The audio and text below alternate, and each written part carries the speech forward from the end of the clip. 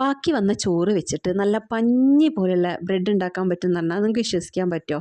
എന്നത് നോക്കിയാൽ നല്ല അടിപൊളി പഞ്ഞി പോലെയുള്ള ബ്രെഡ് ഉണ്ടാക്കിയെടുക്കാം. അപ്പോൾ എങ്ങനെയാണ് ഉണ്ടാക്കാൻ നോക്കിയാലോ? അതിനായിട്ട് ഞാനൊരു 1/2 കപ്പ് ചോറ് എടുത്തിട്ടുണ്ട്. അതിന് നമുക്ക് മിക്സീൻ്റെ ജാറിലേക്ക് ഇട്ട് കൊടുക്കാം. ഇനി ഇതിലേക്ക് നമുക്ക് ഒരു 1/2 കപ്പ് പാലും കൂടെ ചേർത്ത് കൊടുക്കണം. 1/2 കപ്പ് ചോറിന് 1/2 കപ്പ് പാല് എന്ന രീതിക്കാണ് എടുത്തിട്ടുള്ളത്. അതും കൂടെ ഒഴിച്ചു കൊടുത്തിട്ട് ഇതിലേക്ക് നമുക്ക് 2 ടീസ്പൂണ് പഞ്ചസാര ചേർത്ത് കൊടുക്കാം. അപ്പോൾ 2 ടീസ്പൂൺ പഞ്ചസാരയും കൂടെ ചേർത്താൽ നമുക്കിതിലേക്ക് ഈസ്റ്റ് ചേർക്കണം. അപ്പോൾ ഈ ഒരു കുപ്പി ഈസ്റ്റ് ഉണ്ടല്ലേ, ഇതിൻ്റെ ഏകദേശം പകുതിയോളം നമുക്ക് ഇതിലേക്ക് ഇട്ട് കൊടുക്കാം. അപ്പോൾ ഈ അടപ്പിനാണെങ്കിൽ ഒരു 3 അടപ്പ് ഉണ്ടാവും കേട്ടോ. എന്നിട്ട് ഇതിനെ നന്നായിട്ടൊന്ന് മിക്സ് ചെയ്ത് കൊടുക്കുക. എന്നിട്ട് നന്നായിട്ട് തന്നെ ഒന്ന് അരച്ചെടുക്കാം. അപ്പോൾ ഇതിവിടെ നന്നായിട്ട് അരച്ചെടുത്തിട്ടുണ്ട്. അതിനൊരു പാത്രത്തിലേക്ക് മാറ്റി കൊടുക്കുക. ഇനി ഇതിലേക്ക് നമുക്ക് ഗോതമ്പ് പൊടിയാണ് ചേർക്കേണ്ടത്. അതുപോലെ തന്നെ ആവശ്യത്തിന് ഉപ്പ് ചേർത്ത് നന്നായിട്ട് മിക്സ് ചെയ്ത് കൊടുക്കുക. ഇനി ഇതിലേക്ക് 2 കപ്പ് ഗോതമ്പ് പൊടിയാണ് ഞാൻ ചേർത്ത് കൊടുത്തിട്ടുള്ളത്. നിങ്ങൾക്ക് മൈദ വേണമെങ്കിൽ മൈദയും യൂസ് ചെയ്യാം കേട്ടോ. പക്ഷേ ഗോതമ്പ് പൊടിയാണെങ്കിലും നമുക്ക് കടയിൽ നിന്ന് വാങ്ങുന്ന മൈദേൻ്റെ ബ്രെഡില്ലേ, അതേ ടേസ്റ്റാണ്. നല്ല ടേസ്റ്റ് ഉണ്ട്. നമ്മൾ പുറത്തുനിന്ന് ഈ ഗോതമ്പ് ബ്രെഡ് വാങ്ങുമ്പോൾ ഉണ്ടാകുന്ന ആ ഒരു ടേസ്റ്റ് അല്ല കേട്ടോ. ഇതിന് ചോറ് ചേർത്തുകൊണ്ടാണോ എന്നറിയില്ല, നല്ല ടേസ്റ്റാണ്. അപ്പോൾ ഇതെല്ലാം കൂടെ നന്നായിട്ട് മിക്സ് ചെയ്യുക. എന്നിട്ട് ഇതിനെ അടച്ച് വെച്ചിട്ട് 1 മണിക്കൂർ റെസ്റ്റ് ചെയ്യാൻ വെക്കുക.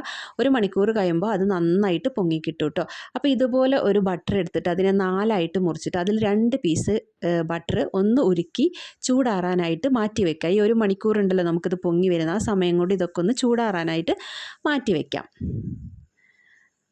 അപ്പോൾ ഇത് നന്നായിട്ട് തന്നെ ചൂടാറിയിട്ട് വേണം ഇതിലേക്ക് ഒഴിച്ചു കൊടുക്കാനായിട്ട്. അപ്പോൾ 1 മണിക്കൂർ കഴിഞ്ഞപ്പോൾ നമ്മുടെ മാവൊക്കെ നന്നായിട്ട് പൊങ്ങി വന്നിട്ടുണ്ട്. അതിനെ സ്പൂൺ വെച്ച് വീണ്ടും നന്നായിട്ടൊന്ന് മിക്സ് ചെയ്ത് കൊടുക്കുക. നല്ലോണം മിക്സ് ചെയ്ത് കഴിഞ്ഞാൽ നമ്മൾ ഉരുക്കി വെച്ചിട്ടുള്ള ആ ബട്ടർ ഇതിലേക്ക് ഒഴിച്ചു കൊടുക്കണം.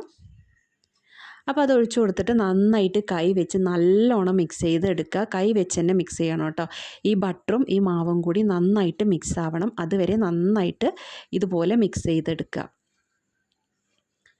അപ്പോൾ നന്നായിട്ട് മിക്സ് ചെയ്തെടുത്താൽ ഇതുപോലെ ഒരു പാത്രം എടുക്കുക. നിങ്ങൾക്ക് ഇഷ്ടമുള്ള പാത്രം എടുക്കുക. അപ്പോൾ ബ്രെഡിൻ്റെ അതേ ഷേപ്പിൽ വേണമെന്നുണ്ടെങ്കിൽ ബ്രെഡിന് എടുക്കുക. ഞാനിപ്പോൾ ഈ ഒരു ടിന്നാണ് എടുത്തിട്ടുള്ളത്. ഇതിൽ ബട്ടറൊക്കെ തേച്ച് കൊടുത്തിട്ടുണ്ട് എല്ലാ ഭാഗത്തും, അടിയിലും മേൽഭാഗത്തൊക്കെ തേച്ച് കൊടുത്തിട്ട് ഈ മാവ് ഇങ്ങനെ ഓരോരോ ഉരുളകളാക്കിയിട്ട് ഇങ്ങനെ വെച്ച് കൊടുക്കുന്നുണ്ട്.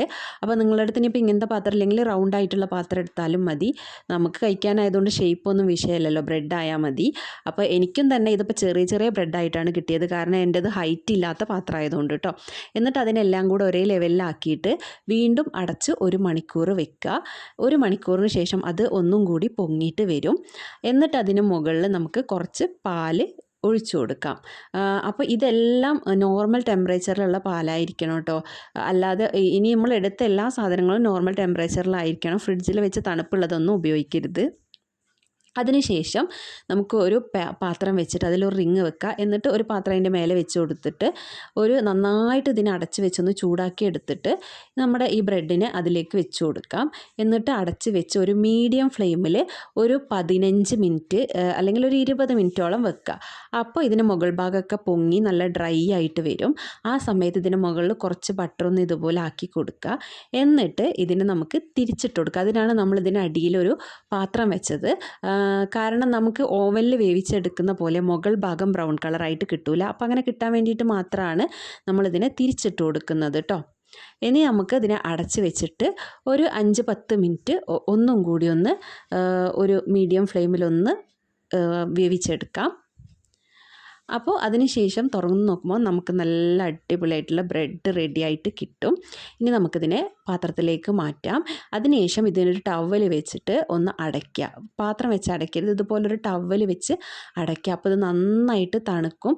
തണുത്തതിന് ശേഷം മാത്രം എടുക്കുക. അപ്പോഴാണ് നമുക്ക് കറക്റ്റ് ആ സോഫ്റ്റ് ആയിട്ടുള്ള ബ്രെഡ് കിട്ടുള്ളൂ. ഇത് കണ്ടോ, നല്ല സോഫ്റ്റായിട്ട് നല്ല അടിപൊളി ടെക്സ്ചറിലൊക്കെ നമുക്ക് ബ്രെഡ് കിട്ടിയിട്ടുണ്ട്. നല്ല സോഫ്റ്റ് ബ്രെഡാണ്. നമ്മൾ കടയിൽ നിന്ന് വാങ്ങിക്കുന്ന ബ്രെഡിനേക്കാളും ടേസ്റ്റ് ഉണ്ട് ഈ ഒരു ബ്രെഡിന്. പിന്നെ മാത്രമല്ല നല്ല സോഫ്റ്റുമാണ്. ഗോതമ്പാണെന്ന് അറിയില്ല. അപ്പോൾ എല്ലാവരും ഒന്ന് ട്രൈ ചെയ്ത് നോക്കുക.